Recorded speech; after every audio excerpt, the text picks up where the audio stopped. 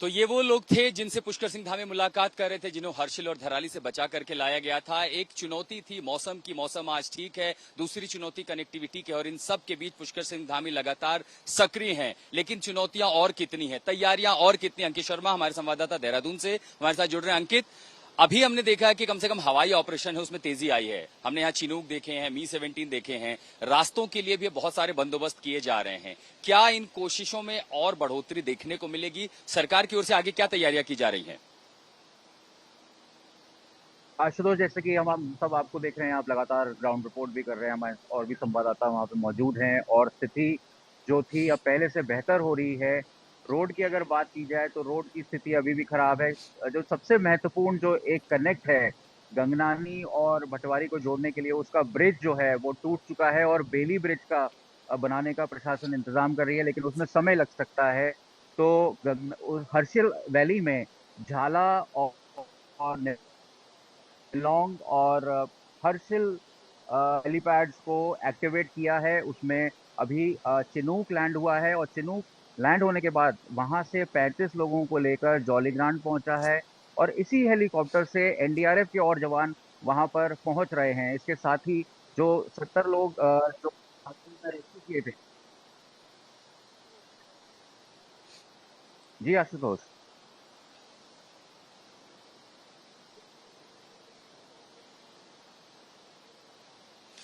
हमने ये भी देखा है कि पुष्कर सिंह धामी लगातार सक्रिय हैं और उन्होंने लोगों से मुलाकात की है, जो पीड़ित है, जो वहां से बचा के लाए गए हैं। उनसे भी उन्होंने स्थिति को समझा, जाना कि आखिर कितनी बड़ी मुश्किलें थी। पुष्कर सिंह धामी लगातार, उनकी जो सक्रियता है वो पिछले 3 दिनों से बहुत ज्यादा दिखी है।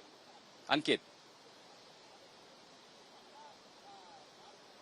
जी बिल्कुल, देखिए मुख्यमंत्री पुष्कर सिंह धामी लगातार वहां पर जा रहे हैं और इससे पहले देहरादून में जब ये घटना हुई थी तो आपदा प्रबंधन विभाग में वो मॉनिटर कर रहे थे। उसके बाद उत्तरकाशी पहुंचे, जहां पर उन्होंने पूरे थराली एरिया का, हर्षिल वैली का जो हवाई दौरा किया। उसके बाद वो लगातार आईटीबीपी मातली में मरीजों से मिल रहे हैं, लोगों से मिल रहे हैं और वहां पर उन्होंने अपना कैंप ऑफिस भी बनाया हुआ है, जहां पर लोग और पीड़ितों के परिवारों से भी बात कर रहे हैं।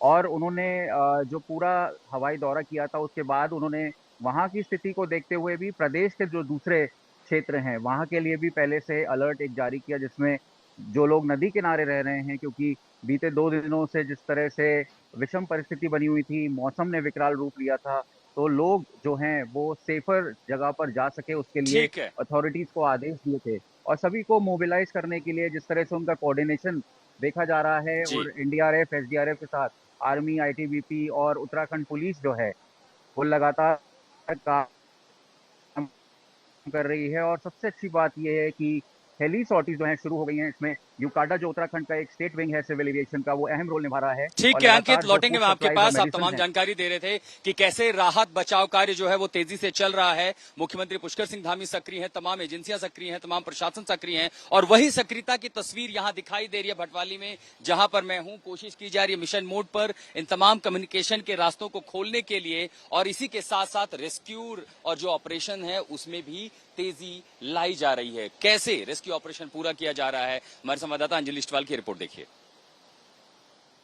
इस वक्त हम लोग भटवाड़ी में हैं और जैसा कि आप मेरे पीछे देख सकते हैं, भटवाड़ी जो कि 50 किलोमीटर दूर है धराली से, वहां पे रोड टूट गई थी। यहाँ पर 60 मीटर की करीब दरार थी और उसके आगे करीब लगभग 100 मीटर से कुछ कम की, उसको अभी फिक्स करने का काम चल रहा है। रात को भी चला था, रात को कोशिश की गई थी, लेकिन एक बार फिर से सब कुछ धंस गया था। अभी ये काम चल रहा है बीआरओ के जरिए। उनकी स्पेशल टीम यहाँ पर मौजूद है, हम उनसे बात करेंगे। ये बताइए कि ये जो टीम आप लोगों की काम कर रही है, उसने कल रात को, थोड़ा कैमरे की तरफ, कल रात को काम जब किया तो आप कह रहे थे कि काफी कुछ हो गया था, तो फिर क्या हुआ? जी मैडम, देखिए हमने इस रोड को रात को ओपन कर दिया था। हमने पूरी रात काम किया, हमारी टीम एक पूरे हमने यहाँ पे एक टीम लगी हुई थी, एक आगे यहाँ से 100 मीटर आगे पापड़ घाट है, वो भी पूरा धंसा हुआ था, वहाँ पे भी हम लोग लगे हुए थे।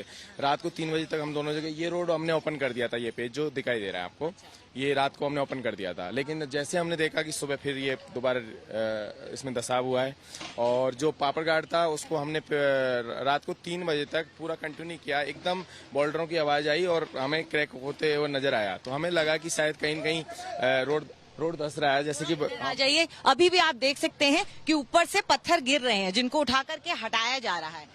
तो कंटिन्यू बोल्डर जैसे आने लगे और साहब जैसे ही रोड कटने लगा हमें लगा कि मशीन नीचे जा सकती है।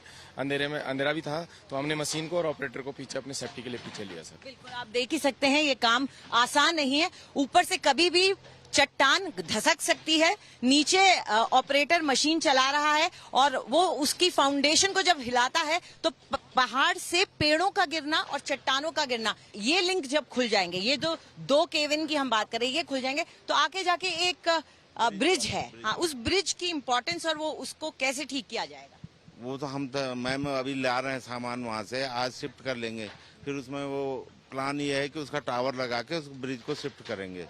तो ब्रिज का सामान अगर शिफ्ट हो जाएगा, आज टावर लगा देंगे तो कल शाम तक हम ब्रिज ओपन करने का कोशिश कर रहे हैं। ये ब्रिज का सामान क्या मेटल का होगा, ये क्या होता है, किस लोहे का ही होता है, बीएसबी ब्रिज बोलते हैं इसको। वैली सस्पेंशन ब्रिज होता है और वैली ब्रिज बोलते हैं इसको।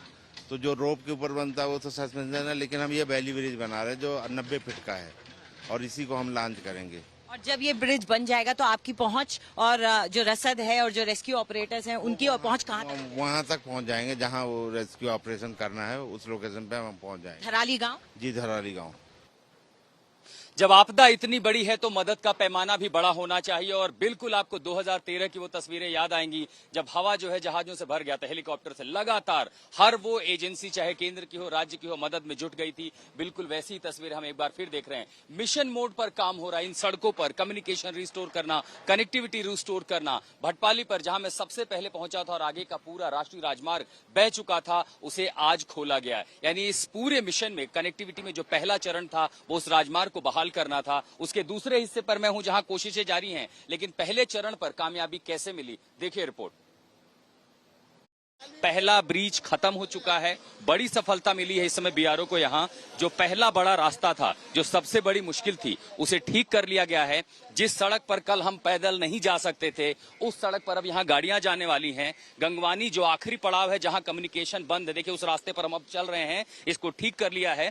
पीछे हैवी व्हीकल्स आ रही हैं जिसमें जो कनेक्टिविटी के लिए वैली ब्रिज है, जो पूरा पुल बह गया नदी को जोड़ने वाला, उसका सामान है। आर्मी की इंजीनियरिंग जो टीम है, इंजीनियर्स, वो भी यहाँ पहुंच रहे हैं। वो ये कहा जा रहा है कि आज गंगवानी ब्रिज भी रिस्टोर कर लिया जाएगा। अगर ऐसा है तो संभवतः कल लिच्छी के पास जो इलाका है, यानी संभवतः कल सुबह या कल दोपहर तक ये तमाम जो रेस्क्यूअर्स हैं अपने भारी भरकम संसाधनों के साथ, मशीनरी के साथ, कल वो पहुंच जाएंगे हर्षिल या धराली के बेहद नजदीक। और अगर ऐसा होता है तो फुल स्केल ऑपरेशन आपको देखने को मिलेगा। आप सोचिए, इस सड़क पर चलना मुश्किल था। मैं जब यहां पहुंचा था उम्मीद नहीं थी इतनी जल्दी हो जाएगा, लेकिन आखिरकार आज बड़ी बड़ी मशीनरी लगाई गई है और जब इसका इस्तेमाल हुआ तो ये पूरी सड़क मलबा क्लियर कर दिया गया, साफ हो गया है।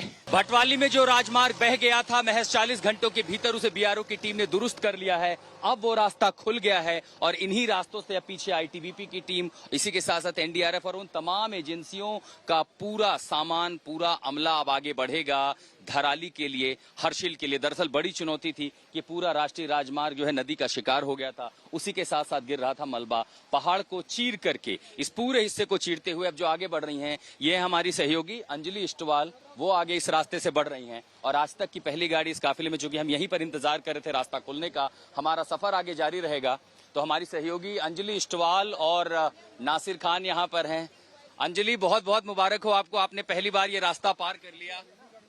सच्ची बात है, we manage to cross it and we become the first team. हम पहली टीम है आज तक की और इंडिया टुडे की जिसने ये रास्ता क्रॉस कर लिया। सबसे पहले यहाँ पहुंचा था जब रास्ता बंद था। चलिए रास्ता खोलते हैं, पीछे पूरा काफिला शुरू हो गया है। आगे जो सप्लाई लाइन है, उधर से गैस जो सिलेंडर है वो आ रहा है। उसके पीछे जो है आगे कुछ मीडिया की गाड़ियां हैं और इसी के साथ साथ जो राहत बचाव कार्य का सामान है जो पीछे इंतजार कर रहा है, अब वो आना शुरू हो गया है। आज तक सबसे पहले उस जगह पहुंचा जहां रास्ता बंद था, आज तक उस जगह भी आगे पहुंचेगा जब रास्ते खुल रहे हैं। सबसे पहले पहुंचेंगे हम धराली, हर्षिल। आपदा की वो तस्वीरें आपको दिखाएंगे जिसने सबको डराया, ऐसी तस्वीरें। और इसी के बाद सवाल उठे कि आखिर वहां कितने लोग थे, क्या वजह थी जिसकी वजह से उत्तराखंड में इस बार फिर ऐसी आपदा देखने को मिली। भटवाली में दीपक बिष्ट के साथ मैं आशुतोष मिश्रा, आज तक।